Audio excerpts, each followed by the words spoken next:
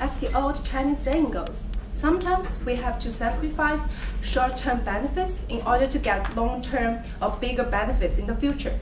So the same applies to the IRL, the company that we have today. IRL has to, our recommendation is that IRL has to sacrifice its short-term benefits to SI in order to get more, in order to get bigger and more sustainable benefits or revenue in the future. So a very good afternoon to you all. We are the team from Fudan University. So kindly allow me to introduce ourselves. This is Wang, this is Wang Yuan, this is Wang Xiao, and I'm Zhang Xiaolu. So before we start our presentations today, let's take a look at today's agenda. So first of all, we will give you a situation analysis of the IRL. So basically, in this part, we will tell you what's our future direction for IRL. So next, after we have a clearing direction in mind, my teammate will give you our recommendation to IRL, which is our bond strategy. And that is the highlight of our presentation today. So in terms of the bond strategy, we have, it has two implications.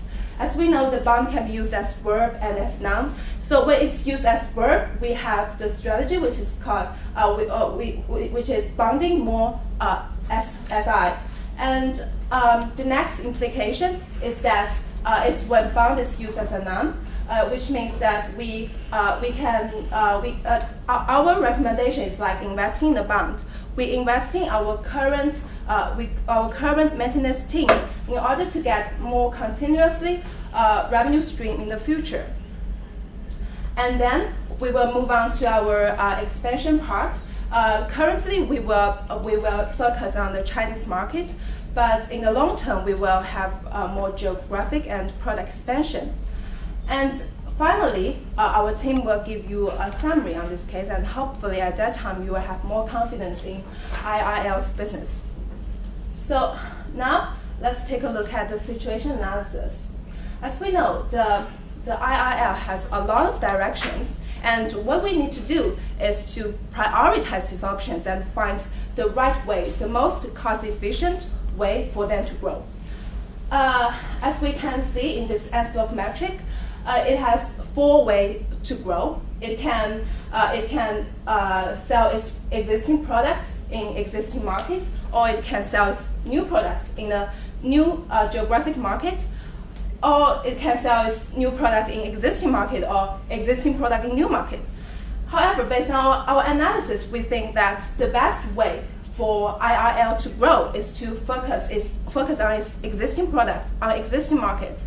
Why is that? We make this decision based on 3 rationales. The first rationale is why. Is that the existing product penetration in existing market China is still quite low. So because of the low penetration rate, we have a huge opportunity here.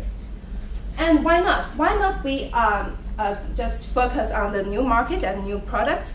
It's because for example, for the new market like Australia, there are high barriers there, and it is hard for us to expand in, under these strict restrictions. And if we invest in a new product, it will incur high cost, and we think it will be a high burden for a startup company. So, so what? If we focus on China market first, so what's our implication in the future?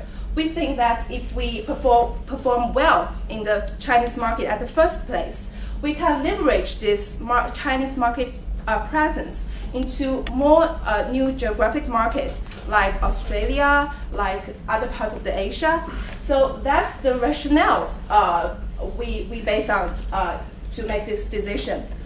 So in summary, our direction in the future is that in the short term, we recommend IRL to focus on its current product, which is the forestry Wi-Fi prevention system.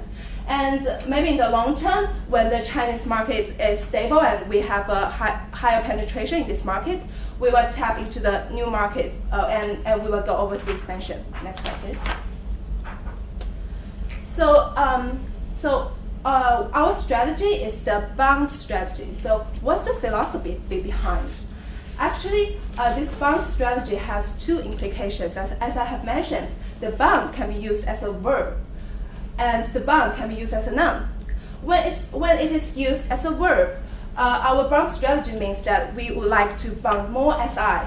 So in the current model, actually, our company, our company is and SI are kind of like enemies. They both want to get a higher part of the profit in this revenue stream. But we think that instead of competing each other like enemies, we want them to become partnerships. Like we would like to bond more SI, and we would like to transform from squeezing to stretch, in order to get more SI. And in order to get more SI, what we need to do is to sacrifice some short-term benefits to SI. So SI will have more motivation to cooperate with us. And my teammate will get into that deeper later. For the second implication, the bond strategy means that our recommendation is like investing in the bond. We investing in our maintenance team now, and in the future, we'll reap more benefit. We will reap maintenance and upgrading fees, which is greater in the future. So now I will pass the stage to my teammate, who will go deeper in the recommendation part. Thank you. Okay, so thanks for my teammate Xiaolu for introducing our strategic overview, and now I'll give you more insights regarding the verb aspect of our strategy. That is a verb bond. So as you can see on the slide, that the key message here is that we think that we really recommend the company to bond more SIs in order to make a bigger cake. Also on the slides, you have the current business model, and we can see that currently the company has two revenue streams. That is, we receive a licensing as well as commission fees from our manufacturers, as well as from our SIs, we have the maintenance fees, but that's quite small yet. So the result is that SI seem to have a higher profit than us and a higher share in this value chain than us. And it might be tempting to say that we want to squeeze both the manufacturers as well as SIs in order to expand us, but we want to remind you that this will cause limited access to the market and may cause us to ignore more demands in this market. So the key message here is that revenue equals to price times quantity, and we think we really need to increase quantity to reap more business opportunities, and that's why we propose the verb version of our bond strategy. Next, please. So the verb version, we see that we recommend the company to attract more SIs and increase the quantity element of our revenue. So how can we attract more SIs? Well, because our principle is that we do not try to squeeze these SIs, we do not try to grab small shares from them. Instead, we would like to maintain our stake in the current value chain so that we maintain a relatively low share in this value chain, so that our manufacturers as well as SIs have attractive interest in this. We will try to align our interest with all these parties. And we can also make sure their interest in us by improving our quality and adopt more like maintenance services, like deliver a more value-adding package to them. And the recommendation, like we said, we want to increase SIs to create more business opportunities. And the benefits it brings to us we can see it in two ways. For the short run, the first, our revenue is up, and then we can help with this revenue. It can help us to expand. Well, if we have more SIs in our partnership, actually, if these SIs are across different geographic regions, we can easily expand into like the northeast of China, like the Daxing. And the long-term benefit is that our bargaining power is higher. We can negotiate greater terms that is more favorable to us, or maybe change our pricing a little bit. So that's the benefits this bond strategy provides to us. And the one last stage is that we can actually improve and strengthen our revenue streams, and we change this model from squeeze to stretch.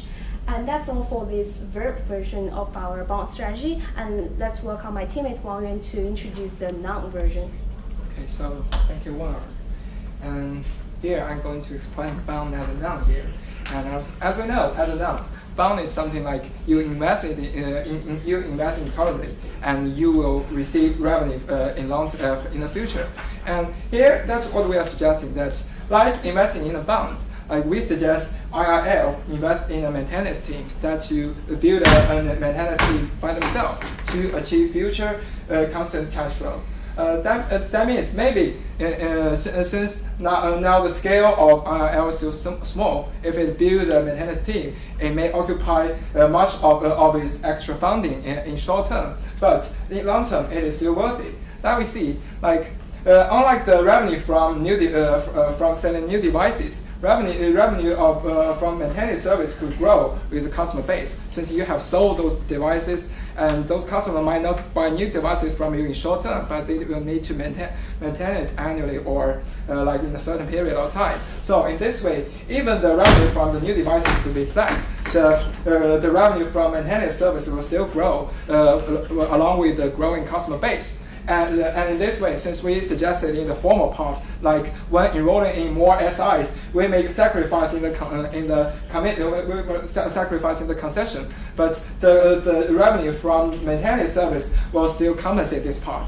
And secondly, like since the second reason why we suggest to invest in a maintenance team is that it is really flexible, because it itself is an attractive value-adding point for our customers. Since we are the developer of these new devices we are selling to them, and we have the expertise in it. So if we organize our own maintenance team, we would provide more qualified service. And for IRL itself, when maintaining their devices sold in Frontier, you could get a better feedback on their function of their devices in order to provide better product in the future. So that's our explanation on the bond strategy as a noun. So here my teammate Wang Xiao will continue with the following parts.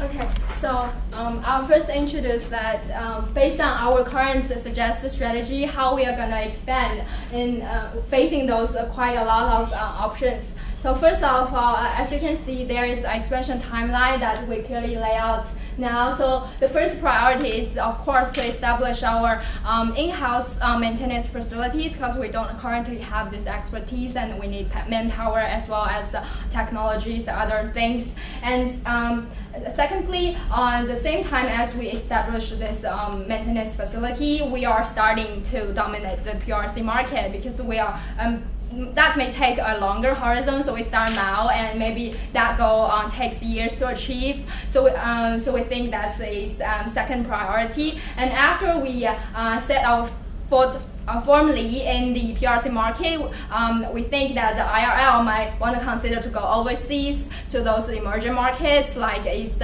Asia and or Australia, those developed markets. So as we could lay out that the financial plans is in correspondence with this expansion timeline. So we divide this financing period into short term, medium term, and long term. So the short term is specifically for investing in the self-owned maintenance facilities. We may need a big investment here and now, and this goal may take like 1 to 2 years to achieve. And secondly, the medium-term goal is to really to dominate the PRC market. That may take like 3 to 5 years to achieve. Actually, we think that this proposes a bigger opportunities for IRS, because it's currently only focusing on the Guangdong province. And while we think that the major like forestry areas is actually in the northeastern part of China. And the longer term period, we think the financing that we raised is used to leverage on our existing experience and market position in China to expand to overseas market. That may take a longer horizon, and that starts after we have a firm position in China market. Okay, so finally, let me quick wrap up our presentations today. So to present our strategy and our thinking in a more direct way, and like think this as a cake, that currently the cake is really small, and the share that IRS can take is also very small. But rather than thinking about occupying a larger share of this cake, we are thinking about making this cake bigger. Okay, I apologize if it doesn't look like a real cake because the tools like that, but our methodology is clear that we sacrifice some short-term benefits to really win the long-term benefits and to create this cake bigger. And you might want to ask, where does this bigger cake come from? And we think that bigger cake comes from two ways. The first is really our first strategy, which is called bond strategy, but using in the verb implication. So that means more SIs for us to expand into larger inland areas in China, as we have already mentioned, that maybe the most significant market lays in the inland China rather than the Guangdong province. And the second bigger cake may come from the new revenue stream source, that is from the maintenance, because we're currently only selling those systems and those tools, but those systems need maintenance thereafter, no matter it's hardware way or software way. So we think that's also a new growth driver in the future, and that comes our bond strategy, but in a non-implication. So first is the bond strategy in the verb implication. We think that currently the problem facing the IRS is not about that they're wiping out a very low profit margin, but we think the big problem here is that we don't have enough SIs. We only have 2 SIs, and one of them is brought by the angel investor, and the other is actually our shareholder. But we think that if we bring more SIs, that can help us to expand our market share and move into the inland China. And also, we think the way that we attract more SIs is by demonstrating that we don't squeeze them, and we try to be friends with them, and we align with them. And really, to do that, we think that we have to demonstrate that we are our interests are in line and we share interests. And as to the second strategy, which is bond strategy and the non-implication, we think that we invest in the maintenance facilities now. That's like the principal part of the bond. And afterwards, that we rip out the maintenance fees thereafter, every period after the installation. So that's kind of like the interest fee part of a bond. So that's our 2 strategies and how they relate to each other. So that's all for today's presentation, and thank you, and we welcome any questions. You will raise the 7 million in one go, in one time? Consider that? Oh, well, we think that we maybe raise it stage by stage. The first stage is currently now we raise it for the short-term goal, which is to establish the maintenance facility. And kind of after we have some results seen there, we raise more monies to push towards the inland China. So that's the medium-term financing purpose.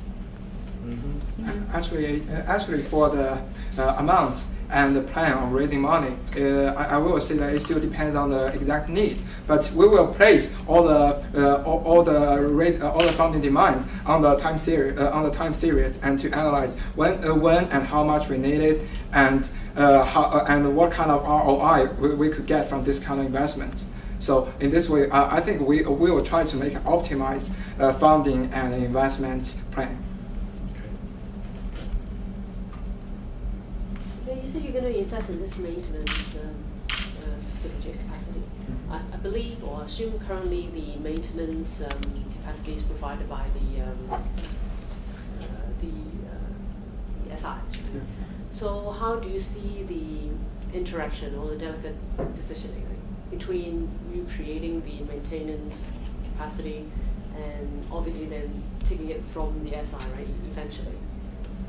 So thank you, madam. I think this is we also considered about this question when we were preparing for this presentation, as we think that firstly for the SIs, like they are our device has been new and has been unprecedented for them. So if they want to take the duty of maintaining our own device, they could also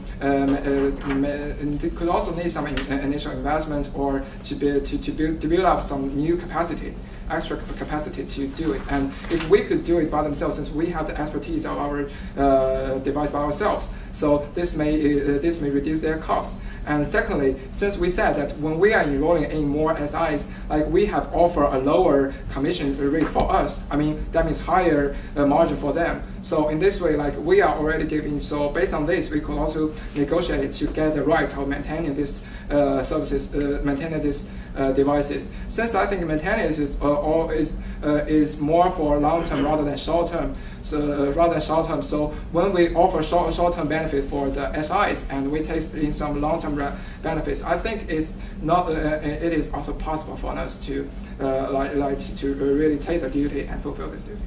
And one extra comment on these maintenance fees. I think that our company is provide R&D services and especially regarding the softwares, we can provide upgrading services or software maintenance services. That is where our core competencies lies in, and this is really something not even the SIs can do. So that's how we think we can grasp this part of the business and tap into these unmet needs. So I just have a question about that, the maintenance program as well, and the training of the maintenance staff. Do you have an estimate of the payoff for that investment? Because you're investing a lot up front, and the revenue generated from that maintenance, is that going to cover your cost of, or do you project that it will cover your costs of investment? Actually, for like in this case, since we don't have too much numerical data, so it might be not that easy for us to explore when we were preparing for this suggestion. But theoretically, we think this could work.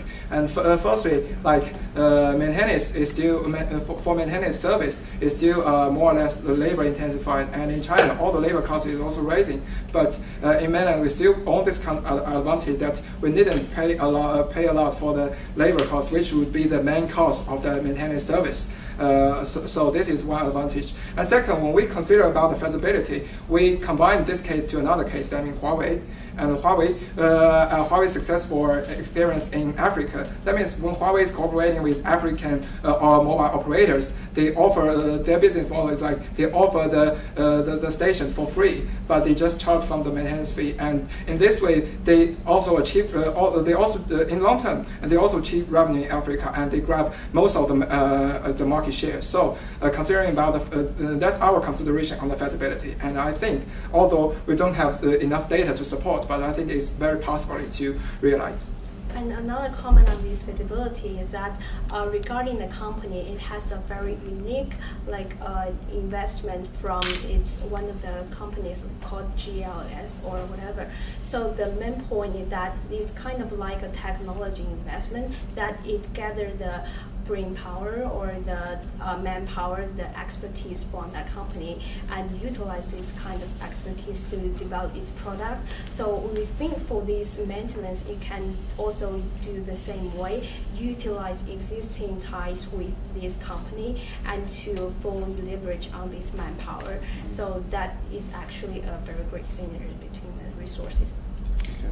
I actually have another question. How do you plan to mitigate, in this strategy, how do you plan to mitigate the risk of people copying the technology from IRL? So you mean how do you mitigate the risk of someone copying the technology or taking the intellectual property? Well, we think one important barrier to prevent this copycat is our existing ties with the two SIs and our technology about the forestry wildfire detection technology. And we think this technology is really the very basic of our core competence, and we already have some certifications or some recognitions, and this technology actually we can apply this technology into different division products later on. So we think this technology is one thing that can prevent these copycats, and our existing SIs, the ties with them, can be another thing that can deter these new entrants. Also, just a little to add on my teammates' answer, we think that we really have advantage of a first mover because we are currently the first one in this niche market that we're selling specifically the forestry for wildfire protection system anyway. So and we have our existing alliance with 2SI, plus we plan to align more SIs into our business. So we are the first mover in this niche market. Also, just like a metaphor that the Taobao, the business model is also very easy to copy, but it is the first one in this market, and it's doing bigger and bigger. So no one else has the power or the stress to copy its model and be the second Taobao. When you start, when you start to license your technology to your manufacturers, they will know your technology anyway. So what kind of measures that you will do, and also particularly you are going to, for the bonding strategy, you are going to line up as many as SI as possible. So do you consider that these two parties can talk together and just bypass you someday? Oh, I think that's a good question, and that's I think that's the exact reason why we like to bond these SIs, because one principle regarding our bonding the strategy is that we do not grasp interest from both the manufacturers or the SIs, so that they can maintain their relatively high or stable stake, and they do not really want to steal technology from us as well, because if we kind of make the cake bigger and we have more SIs, we have more tenders in our portfolio, that means that opportunities for the rest of the two sides are greater as well. So that is kind of like a win-win-win situation. So that's how we think we can solve the problem. Hope this answers your question. Your growth strategy, at least in the short term, is based on how quick or how easy you get the SIs right on board. So do you consider, or if there is a difficulty in getting good SIs, especially if they are fronting your ultimate customers, obviously you want to make sure that they're in good quality and they deal well with the ultimate customers. So have you thought about the risk of actually not being able to keep the speed of getting good SIs to develop to market your products? Well, we think that in terms of screening SI, the first step is that we should have enough number of SI who want to cooperate with us. And by sharing with them, by sacrifice our short-term benefits to them, we believe that more and more SI would like to cooperate with us and be and in partnership with us. And after we got enough number of SI, we will have a strict criteria to screen them, because we do not want to cooperate with the dishonest SI. And I think by this screening system, we can guarantee the quality of the SI. There's also quite a high level of maintenance you need to manage them as well, because you have a lot of SIs and you need a lot of manpower to manage them, and a lot of training needed for them as well, right? Yeah. So we think just like as you said, we might really want to consider that investing in how to educate those SIs and screening those SIs, that really takes time and cost. So that may be another investment that this company might want to consider, like just to financing some money. And to do this part is to get some people, talk to as many SIs as possible, and also get some trained people to rate those SIs and to identify who is the good one, who is the bad one. So maybe we want to add another investment. And actually, I have one point to add on. Actually, it's like the current situation of IRL, that's both of the two SIs cooperating with them all have relationship with them, or they get it from social network. And actually, in short term, if IRL is expanding its SI network, we also suggest, since is investors provide the social network for them. So maybe they could rely on this network, based on this network, to find the most feasible SI to cooperate with. And this way, the maintenance cost will also be lower since we have the relationship with us. And actually, I want to give one comment on our strategy. Like, since we are talking to a long term, we are referring to things in long term. So maybe something we are giving is general or idealistic, but in practice, when we achieve this goal step by step, what we will firstly consider is still the feasibility. We will start from the one with the highest cost efficiency, and then another. And in this way, one by one, we achieve all our we achieve our goals through along with the roadmap. Just one last question. I saw from your long-term strategy, you covered mainly in terms of long-term geographic expansion. You didn't mention anything about product diversification. Any reason why you have not considered that as your long-term strategy?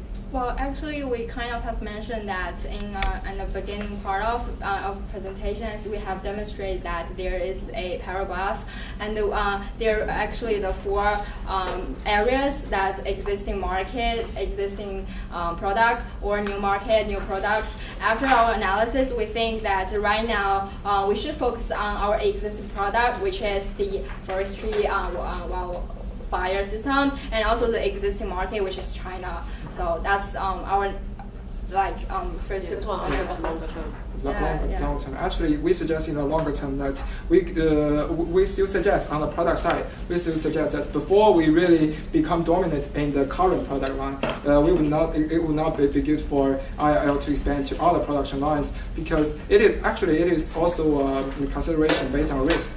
Because actually we think that the market size of the current forestry market has been high enough, but our penetration is still low. And to achieve abundant penetration, I mean, in China or around the world, it should still take a long time, and it could be called a long-term goal to achieve. And maybe after that, I think we should focus on the forestry market at this stage. And after we really become dominant in China or global market or some targeted countries, then we could consider about the opportunity to expand our production line. If we expand our production line a little bit too early, it will bring in more risk. And since it is still a startup company, that we should consider more about the risk. Time is up, and thank you, Fudan University. Okay, this concludes round 2 of the competition. Let's give our judges a big round of applause for their great effort. Thank you, guys.